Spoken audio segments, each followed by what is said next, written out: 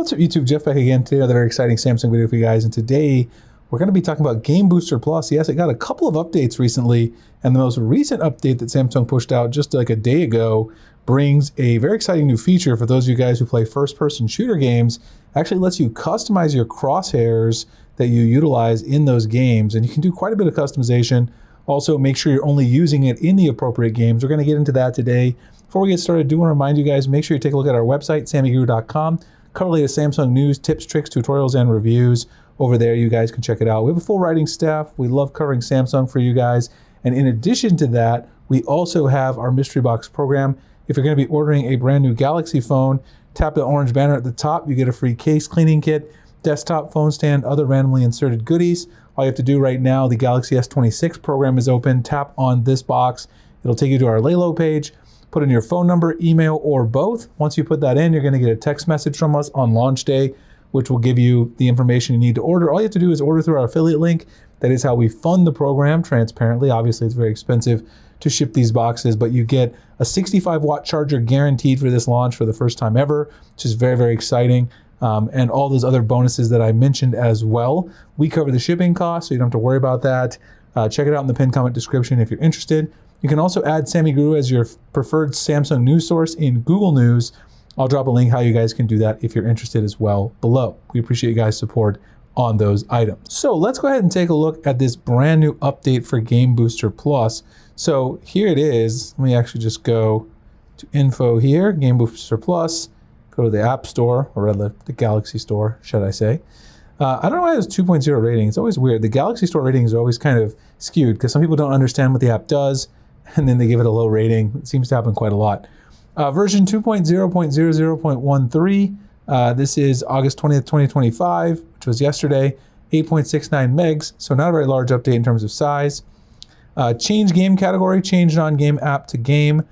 This one was there before. I think they just improved the accuracy of the list, so we'll take a look at that too. I think it shows you a more refined list of which apps you might want to treat as games that aren't actually classified as such.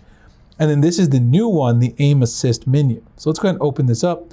Take a look. Game Booster Plus, of course, was introduced recently into the Good Lock family to help you get the most out of your gaming experience. You do need to enable the appear on top of other apps to fully get the most out of Game Booster Plus. And of course, we've seen game controller key remapping. That was one of the launch features. Enable Game Booster Plus GPU settings, which allows you to basically, customize those settings within there. And this is the one I was talking about previously, game categories. Take a look at this. You can see, well, actually, I don't know. They really didn't do anything. The list pretty much just has every game. Pretty much every app is now listed as having the ability. So maybe they just decided to not refine the list. It says you can change an app to a game or game to an app. If you select a non-game app as a game, the app may malfunction. So basically, so you can use the Game Booster Plus features like those GPU settings with a non-game if you want. So it looks like they just made this more expansive, where pretty much every app in your app list that you have installed has the option to be treated as a game, but they're just telling you it could malfunction if you try to do that, and it isn't actually a game. So let's go into Aim Assist, which is the brand new setting here. You can see you have a list of your games. I've got Call of Duty, Genshin, Pokemon Go, Pokemon TCG Pocket, and Riptide GP2. You can choose the games you want to enable the reticle settings in, also known as crosshairs. Shows reticle on the screen, may not function properly if the game is not in full screen mode. Of course, Call of Duty, first-person shooter, you would want to use it, so I'm going to enable that. Don't really need it in these other games. So if I go in here, you can see background auto change, full screen preview, so you can get a preview of kind of what this is going to look like. You can see your crosshairs right there, how it's going to look in various game menus.